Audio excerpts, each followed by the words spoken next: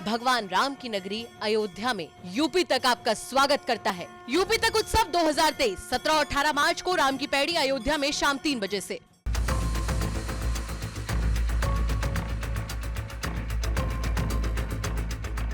कहते हैं कि ऑनलाइन दोस्ती पर कभी भरोसा नहीं करना चाहिए, लेकिन कई लोग ऐसे भी हैं जो इससे इत्तेफाक नहीं रखते, और अगर जो इत्तेफाक नहीं रखते हैं उनके लिए इस खबर को देखना बहुत ज्यादा जरूरी है, क्योंकि उत्तर प्रदेश के फतेहपुर से एक ऐसा मामला सामने आया है जिसमें पहले दोस्ती हुई, उसके बाद हुआ लव जिहाद और अब लड़की सड़कों पर भटकने के लिए मजबूर है।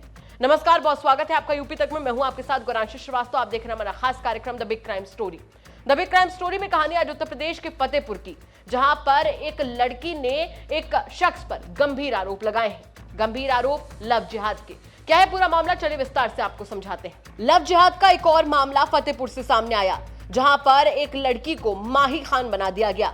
दरअसल सोशल साइट्स पर राशिद खान ने नाम बदलकर राजू बनकर पीड़िता से दोस्ती की थी, ऐसा पीड़िता ने आरोप लगाया है। जिसके बाद पीड़िता का यह भी आरोप है कि उसे नशीला पदार्थ खिलाया गया और उसके बाद उसके साथ गलत काम करके उसका अश्लील वीडियो वायरल करने की धमकी देकर उसका धन परिवर्तन करवाया गया।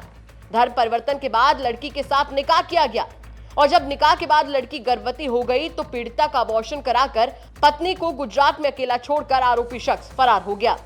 जब लड़की लड़के के घर पहुंची तो ससुराल वालों ने उसे निकालकर बाहर कर दिया। वहीं पीड़िता इन तमाम आरोपों को लगाने के बाद काफी परेशान है। वो न्याय के लिए अधिकारियों की चौखट पर चक्कर काट रही है और अब तक उसे न्याय नहीं मिल पाया है। हालांकि अधिकारी जांच के बाद कार्रवाई का आश्वासन दे रहे हैं और ये पूरा मामला जिले के खकरेहू थाना क्षेत्र का बताया जा रहा है।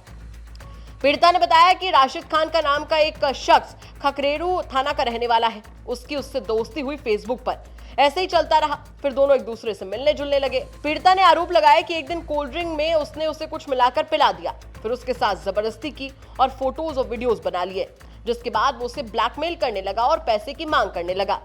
पीड़िता का यह भी आरोप है कि घर से उसने 4 लाख रुपए लेकर उसे दिए भी, लेकिन उसके बावजूद भी वो उसे ब्लैकमेल करता रहा। हमारे सहयोगी जिन्होंने खबर भेजी है वो पूरे मामले पर ज्यादा जानकारी दे रहे हैं, पहले आपको वो भी सुनवा देते हैं। फतेहपुर जिले में लव जिहाद का मामला सामने आया है, जहां मुस्लिम युवक हिंदू बनकर एक हिंदू लड़की को अपने प्रेम जाल में फंसाता है, फिर उसे अपने घर ले जाकर उसे कोल्ड ड्रिंक में नशीला पदार्थ खिला के रेप जैसी घिनौनी घटना को अंजाम देता है और उसका पूरा अश्लील वीडियो बनाकर उसे पर जबरदस्ती दबाव बनाता है।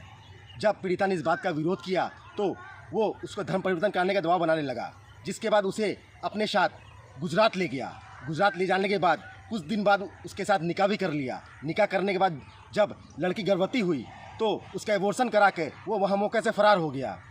जब कुछ दिन बीत जाने के बाद जब पीड़िता अकेले वहाँ रह रही थी और पति वहाँ नहीं आ रहा था, उसके बाद पीड़िता अपने ससुराल पहुँचकर परिजनों से इस बात की शिकायत की।